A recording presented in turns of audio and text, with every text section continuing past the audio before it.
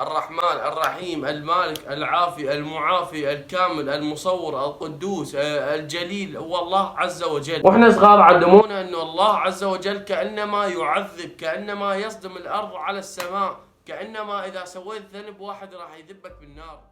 وهاي الفكرة حتى بعقلية الكبار انزرع بسبب الاهالي والمدارس. المدارس العراقية اذكر يوم من الايام وانا صغير حكونا عن اعور الدجال، يعني حكونا علي خلونا قلوبنا ماتت من الخوف، لكن ما علمونا المدارس انه الله اذا اتيته بقلب يحمل ذنوب السحرة والدجالين وذنوب الانس والجن، واتيته بقلب نظيف راح يتوبك ويرحب بك كأنما ما رحب باهل الجنة. والله العظيم الدين فتح حلو، لكن العراقيين يسوون الدين كأنما سجن، كأنما قانون ولازم تمشي عليه وقانون صارم.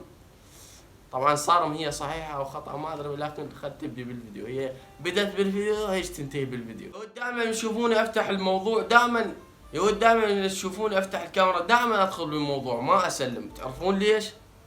لان انا اسلم وانتم ما تردون بالسلام، يعني 90% من واحد يسلم عليكم من ورا الكاميرا ما راح تردون عليه السلام، فانتم هنا راح تحملون ذنب بسببي. فانا ما اريد احملكم ذنب واقول لكم السلام عليكم، لكن الان راح اقول لكم السلام عليكم ورحمه الله. اليوم عن الله عز وجل. يا ولد ادي افهمكم انه الدين الاسلامي فد نكهه طيبه، الدين الاسلامي فد دين يا اخي شلون اقول لكم دين محبوب جدا، لكن الاهالي والمدارس يا اخي صعب الامور. مرات حتى الحوزات انه تدخلها يا اطفال يخوفون الاطفال بالدين. مرات تسال شخص تقول له يا اخي شلونك؟ يقول لك يسولف لك الضيم كله ما السنين اللي فاتت ويقلبها عليك ظلمه، لكن ما يذكر الانعام البيئة. تخيلوا هو الوجع البي من يتقرصه ويتوجع هذا اصلا نعمه بوحدها.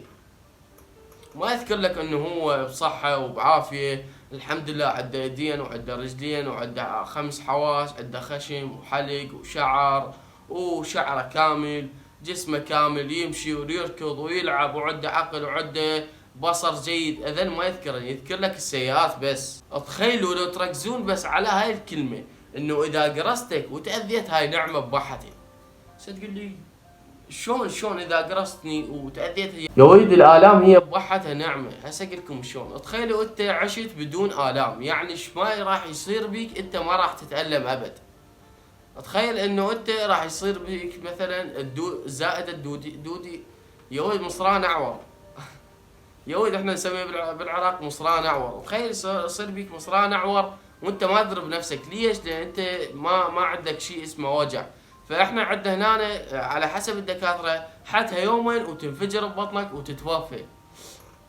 لو عندك هسه وجع كادرت انه انت عندك بهذا المرض ورحت عالجت. اذا انت ما عندك نعمه الوجع فراح ينقطم صبعك او يوقف قلبك او يصير رفرفه بيك او تختنق او يعني ايدك تنقطم وانت ما تدري بيها بسبب انه انت ما عندك وجع. تخيلوا قبل كم يوم شفت فيديو على اليوتيوب ما عنده نعمة الوجع، مقطوم صبعه وهو ما يدري ويريد يتعالج من هاي السالفة.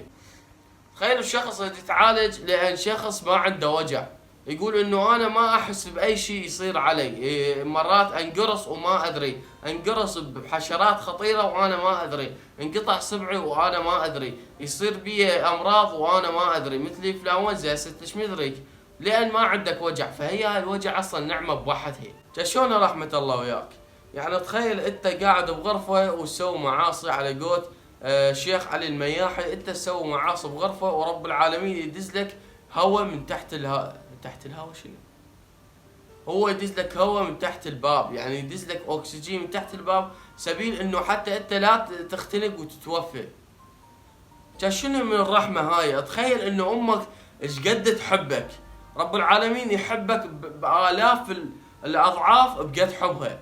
يا ودي يعني حتى ما قاعد اغلط بالكلام بسبب رحمة رب العالمين. تخيلوا ايش قد يحبكم، ايش قد يعني مرات شخص يصلي ويصوم ومع متعاكسه ويا الدنيا يسأل ربه يقول له ليش؟ ما يدري انه هاي كلها اختبار له حتى بالمستقبل يعطيه كل شيء اللي يريده. رسالة بدي أوجهها لكم إنه رب العالمين مهما حملت ذنوب، مهما تخيلوا تتحمل ذنوب الإنس والجن والشياطين والأعور الدجال وشك وذنب بالعالم، أنت تتحمله وتروح رب العالمين بالصلاة والصوم وقلب نظيف، تخيل راح يرحب بيك. ايش قد عصيته كله راح يرحب بيك. يا أخي حركاتي من طيور الجنة. ما أعرف شلون أتصرف قدام الكاميرا.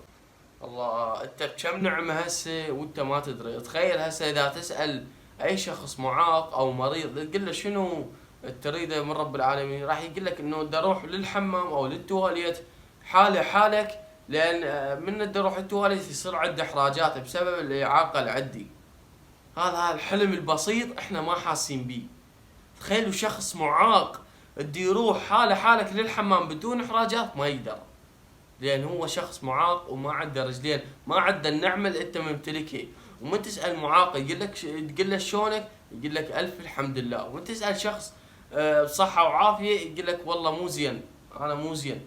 ايش بيك مو زين يا حبيبي، ايش بيك؟